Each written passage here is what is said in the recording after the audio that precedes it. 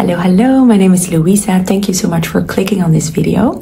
So today I'm going to talk more about the lessons that I've learned while following a carnivore diet, more a high protein approach. So the number one thing that I want to mention that I've learned is to drink enough water, but drink enough water with electrolytes. In the beginning, I read a lot of blogs and it was saying drink enough water. So I did. I'm drinking like 2 liters a day. However, I was not consuming enough electrolytes, or in the beginning, not even at all. So I didn't feel that I was really hydrated, that I felt that I was, like, in terms of energy, I felt kind of like a little bit fatigued. And my number one advice would really be to add either salt or electrolytes to your water, because you absorb the water instead of just like drinking it and then flushing it out, you know. So this is great for energy, but also if you in the beginning starting more a carnivore approach, you feel maybe some nausea, like you feel nauseous, or you feel like you like missing some energy, then please add the electrolytes. You will feel 10 times better. Then another one tip that I want to share is be mindful with the fat. In the beginning, I was consuming a lot of fat. For example, I was adding it not only in my butter, not only in my coffee, which I still do, but I was adding it even on meals. And especially hot fat, like hot butter, made me feel, it can create loose stools and it can make you feel nauseous. So what I would recommend is really focus more on the high protein, because this will make you not only feel satisfied, but it will also, it's great for like body composition, the extra protein, instead of focusing too much on the fat. And also, like, if you want to add fat to your meals, I would advise you then to add just cold butter, like cold fats to a meal, because it's better to absorb. It's better to not create any nausea or any loose stools. And really as I said, really opt for the high protein. This is amazing for muscle mass. We need protein, especially ladies. I cannot empathize this enough. We need protein for our body composition, but to feel energized and for our hormones, it's a great source. So don't be afraid of like consuming too much protein, and just be mindful with what you eat in terms of, don't focus too much on calorie counting. Just eat until you're full. Eat the protein, and your body is amazing. Your body will tell you that you're full. So like, try to really listen to your body. And in terms of protein, think of meat, think of chicken, think of like eggs. The type of meat that I like, I prefer more cow, like beef, steak. But if you like pork, you can also do pork. Then carnivore and milk, dairy, is that good?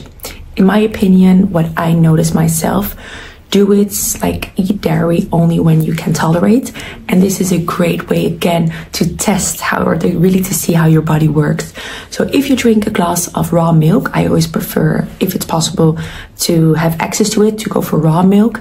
But if you feel afterwards bloated or you don't feel good, why should you eat it, right? Why should you drink it? And in terms of cheese, why should you eat it?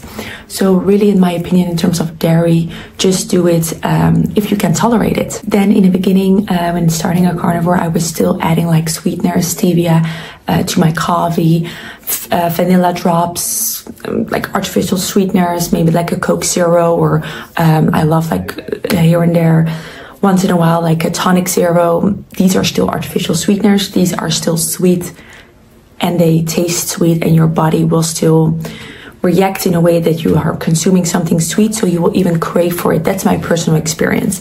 Of course, do what is best for you, but my personal advice would be to really like downgrade the artificial sweeteners, but also like the stevia and all these kind of things, and just focus really on more kind of like the salty things, and not really like these sugary, even though they're like fake sugars, but you will crave more sugar. So maybe that's a tip that can help.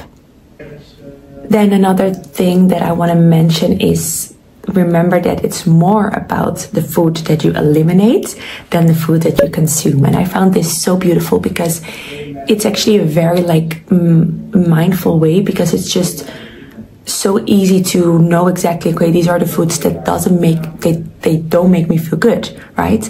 So focus more on like, these are the things that I do not want to consume. Why? Because I don't feel good afterwards. And for me personally, I didn't feel good consuming too many vegetables, too many carbs. I felt kind of like my muscles were tired after too many carbs. So that's why I don't consume them. And I feel so much better just eating high protein and focusing on healthy fats.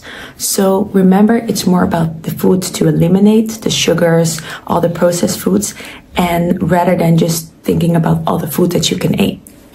For me, it makes it very, in a way, simple. Then also what I didn't do in the beginning, but really prioritize muscle mass, prioritize gaining muscle. Don't be afraid of the weights. I was a type of girl that was doing a lot of cardio and going on the scale, I would say like every 2 days. Focus more on building muscle. My personal workout right now is the Form app from Sammy Clark and Sammy, well, the other Sammy, both of them are Sammy, beautiful ladies, and I followed their workout plan. It's amazing. It's the Form app, and they have these strength workouts, fantastic, all with muscle, and you just feel so good afterwards, and it's great for body composition. It's great. You just really feel so good afterwards, and you don't feel like tired, and like creating muscle is actually a great way to like feel even more feminine, even though in our mind, especially for me, I always thought, oh, building muscle, you will not look feminine, but it's the opposite, really. I feel so much better doing muscle training, like really. There can also be body weight training than cardio, than being on the treadmill every day.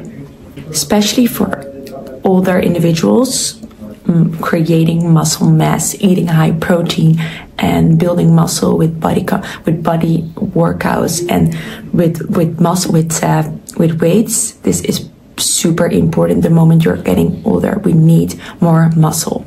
Then my last advice would be always do your own research, please, and just. It's amazing to learn so much about your body, and it's amazing to learn more about nutrition and health in general.